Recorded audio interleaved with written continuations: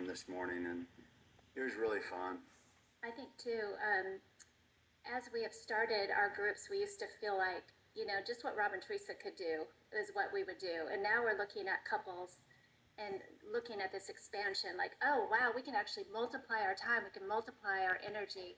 And so now when we start a new group, which is primarily newlywed groups, we look at them and we just cast that vision right away and just say, hey, we're looking for leaders. We're not messing around.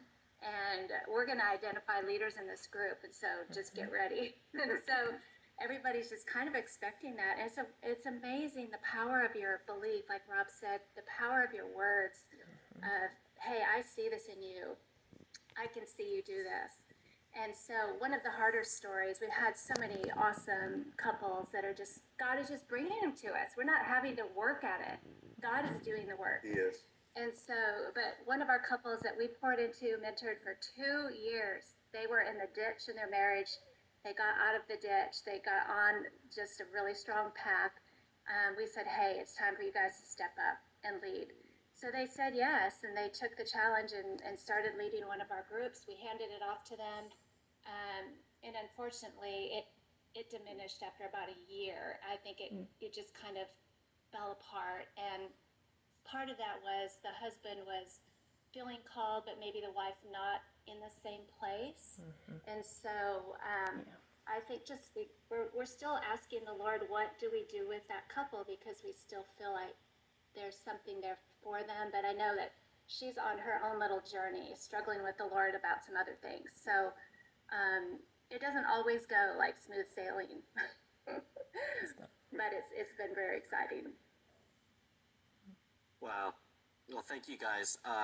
Keith, Jenny, Rob, Teresa, I mean, I see so many different types of stories that come about from guides, right? And no one guide story is the same, which is so beautiful because this is now the litany and the beauty of the body of Christ that we get to engage in. So, man, I felt the multiplication aspect from you guys. The quote-unquote failure, and by the way, a year dedicated is actually kind of a success still in my mind, by the way, even in the midst of that. And having them walk through, yeah, because this is a lifelong journey, last I checked, right? That this is something that we're doing. Yeah. And Jenny, just seeing like, hey, it's to even take the risk of hearing the Holy Spirit initiate of, I'm going to take a risk to just ask them about their opinions about God. Something, it's sometimes just something as simple as that we can just enter into to be a guide. And then to actually, for Keith to see, yeah, these Weekend to Remembers can be used for so much more than, what we've traditionally said of, we want people to be there, but what do we do after? And to see Karen actually say, yeah, I'm going to meet with this person and continue that. It's just a beautiful, beautiful thing. So what we're going to do right now, I mean, again, 3 stories out of millions of types of guides that we would be able to experience. Let's ask the Spirit of God to break open our categories of what a guide really is and does. We're going to walk through a few questions now, and I know that there's a lot of questions related to, what does this mean for us in family life? What does this mean, and what do we need to keep understanding? So I'm going to hand it over to Dan Boots right now, and he's going to answer a question for us, because he's going to be the absolute guru on this, right? But Dan, what does the capacity come from to shift a few degrees towards guides? Yeah.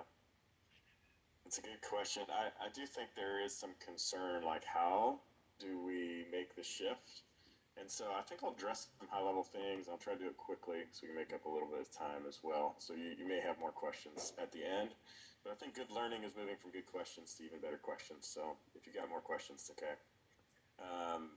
Where does capacity come from? I want to define capacity a little bit. I want to celebrate some examples of some of those shifts that we've made over the course of time, from more historical and then some more recent, and then just talk a little bit about the difference between centralized and decentralized. And we purposely had some stories from each of those perspectives, centralized perspectives and just decentralized perspective. Hopefully that'll make more sense. When I say capacity, I mean people, money, and time, right? How do we have the capacity? You may be thinking individually, time. How do I have the time? And I would say, so time kind of come 2 different ways. It could come that you have a connection to it, like the WTR team, and they kind of carved out a little time to make us shift a few degrees, ask people to be guides so that we can remember, and help them do some spiritual follow-up like this video. but there could be in a more on the side kind of way. I know Gene Hobb he left our ELT meeting offsite on Monday, and rather than go out to dinner with us, he went and led his vertical marriage group. So there could be some ways that is happening as well. Like it could be time a part of your job. It could be outside of your job, like Jenny's story. Money. Some of the shifts take money. Some of them don't.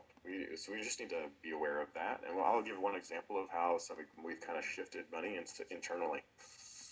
Sometimes it takes people. Sometimes it doesn't. I think Robin Teresa's example of actually raising up more people to be guide work actually creates capacity. So there's more guides without actually adding more people to our staff, if that is. So that gives you a little bit of thoughts on capacity. I know it doesn't answer all of your questions. Some examples that I just think we can celebrate. I mean, we have done a lot of work already, and most of this is kind of past, I guess, really. And over the last 2-3 years, we've got a newsletter for those that identify as guides. We've had blog content for guides, podcast content, small group resources. There's a mentor newsletter and mentor training and equipping that the Bluenieres do. Virtual events for leaders and volunteers. We do personal support through what Rob and Teresa are doing, and field expansion and coaching. The corporate sponsorship program is a way to be a guide. You can include your organization in Family Life Equip, which will be going live here shortly. A lot of work and talk you've heard about that over the last year, but that's about ready to go live. Anyway, I don't need to go through all of them, but some of those Step Family for sure. There's so many Family Life Foundations, some training for guides that we're beta testing currently. A lot of good examples to celebrate. And so we're making that shift, I would say. One. Oh, did you guys lose me or lose my, no? Okay, I see something different all of a sudden. All right, so some recent shifts, and maybe we'll address some of the capacity things. We recently put the mentoring course into Family Life Equip. That cost financial money. So this is kind of where does the capacity come from? But because we are moving towards guides, the money for that shift didn't come from Jana's budget. It came from outside budget because we knew that this is something that we're moving to organizationally. So it may not come from your budget. Like if the good idea is there, it might come from another place, another budget. WTR shifts, like most of the shifts, there weren't more people or money that was needed, but it did take time, and department leaders kind of let out to help people shift on their time, and shift volunteers' use of time. I do want to address this real quickly, just and give it a little picture. When I say centralized, I would say our support center is centralized, and so Jenny is a centralized employee. Her ability to support guides or might be different, right? Or be a guide, it would be on outside of her centralized work time, right? We're decentralized. We'd say, core plays in this place too, not just expansion, but our volunteers. It's more of a decentralized network, people connecting with people, and it's a little less in control. And there's times where that feels uncomfortable, but there's the opportunity for exponential growth. So I will take the uncomfortable for the opportunity for that exponential growth where it does kind of get out of control personally. Anyway, maybe those help as we talk about the capacity to make some of these shifts toward a guide. We'll go to the next question as I figure out unshare my screen. Thanks, Dan. No, I mean, I think that's one of those things I think does. It's on our minds, as a staff, that we are trying to figure out, we're making a big shift. Okay, does that mean I have twice as much work now?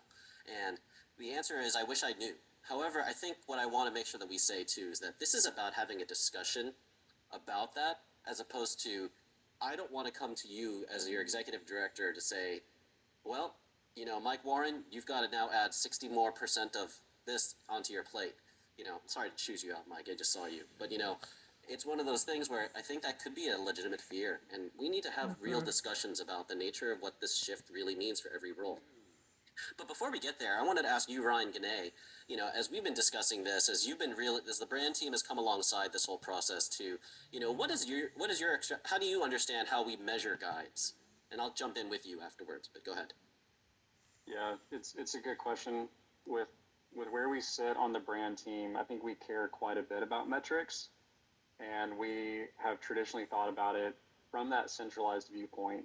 I think a lot of people who serve on the brand team have experience with brand management and marketing.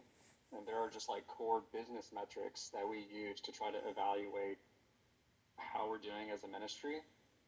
And that changes with our shift to a decentralized model where there's an inclusion of things that are more difficult to track because they're happening at a relational level. You know, I'm not tracking those conversations. Anything that might be creepy to do that.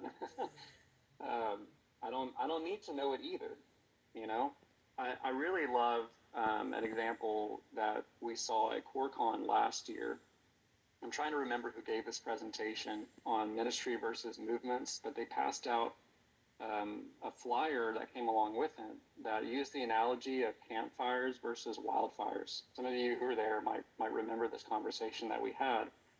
And I can measure the number of campfires that we have across the world where people are doing ministry, they're sitting around the campfire, and there's good things that are happening within that. But as soon as a wildfire breaks out, the question, how many campfires do we have, you can't really answer that question anymore. And the question doesn't even make sense to ask because it all just looks like one big fire. So where do metrics come in at that point, right? And of course, campfires and the wildfire can coexist. So there will be absolutely things that from a centralized perspective, we measure, we continue to measure it. We measure new things too about how that shift from a campfire to a wildfire might happen. And we try to understand what led to that even. But it'll be a different approach due to the nature of those things just being different. It takes different models of thought. So some of these analogies that we use, like campfires and, you know, high definition or high impact, low impact, all these analogies are maybe helpful because it gives us new ways of thinking about it. My hope is that it becomes more concrete, like the stories that we heard at the front of this info session. That helps us begin to see the tangible reality of what this looks like. We can measure stories the same way that we measure other similar metrics, and they can help us understand what is happening in the context of this shift. Yeah, thank you, Ryan. I mean, I think